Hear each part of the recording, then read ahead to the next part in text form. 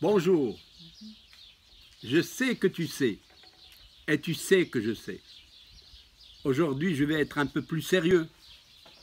Pas de politique, certainement pas de politique. Pas de démagogie. Haqiqa. Et cette vérité, ne la connaissent pas ceux qui ont moins de 40 ans. Moins de 42 ans exactement. Oui. Ceux qui ont moins de 42 ans ne peuvent pas connaître. Et je voulais décrire un petit peu mes impressions en 75, un 5 novembre, un 4 novembre 75. J'étais en train de siéger dans un jury de thèse et avant de rentrer à cette thèse de médecine, on nous a dit que Sa Majesté, Feu Sa Majesté Hassan II allait prononcer un discours très important. Alors ما فهمناش ولكن غندخلوا نعملوا الاطروحه واش on annule الاطروحه ولا هذاك.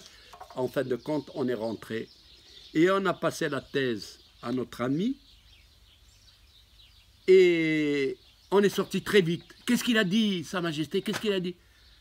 Alors les réponses étaient un petit peu angoissantes.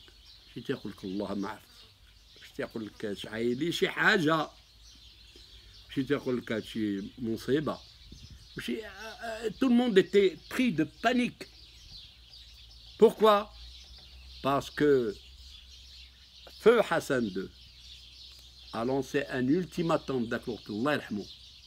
Il va sacrifier 350 000 Marocains marcheurs dans lesquels il y aura 8% de femmes. علاش 350 000؟ لأنه تيخلقوا 350 ألف ديال المغاربة سنويا باش يمشيو يلتحقوا بالصحراء ديالنا ديال آبائنا وديال أجدادنا. شكون اللي دا لها الغاية؟ Et il a dit, mieux que ça, c'est un coup de poker, ça fait peur. C'est un dossier non négociable. On doit y aller et sans armes. 350,000 تصوروا 350,000 من طنجة تطوى لوجدة فاس مكناس غادي تجمع هاد البشر كله باش يهود للصحراء باش يدوز على مراكش يدوز على أكادير. كل واحد عنده تيهدر بلهجة وكل واحد تيلبس لبسة وكل واحد تياكل ماكلة. مستحيل. On a dit c'est un bluff. C'est un coup de folie.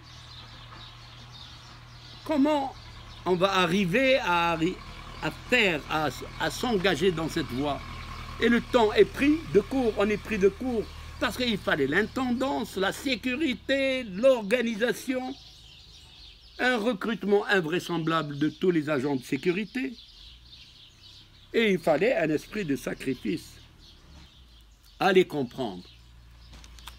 Et puis on regardait. Mais Hassan II n'était pas uniquement un roi. Il avait quelque chose de marocain dans son sang. Je suis persuadé et convaincu.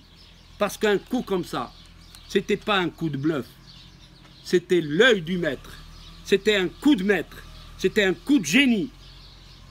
Il avait du marocain dans son sang. Il avait la notion du sociologue, du psychologue. Et tout le monde s'est engagé. Et nous, on regardait comme ça, la bouche ouverte. J'avoue que je me suis porté volontaire. On me l'a refusé. On m'a dit, toi, médecin, tu dois rester à l'hôpital Avicenne. Et on a vidé le service. La médecine a été vide, réservée pour ceux qui allaient marcher, pour les marcheurs. On n'avait pas dormi cette nuit. Je n'avais pas dormi. Et le matin, on était déjà à 8 h du matin à l'hôpital. Un hôpital désertique. Tout le monde est accroché à la radio et tout le monde est accroché au téléphone. Quand est-ce qu'il va y avoir des arrivées, des flux de blessés? C'est la vérité. L'Espagne, à tout moment, pouvait bombarder cette marche verte.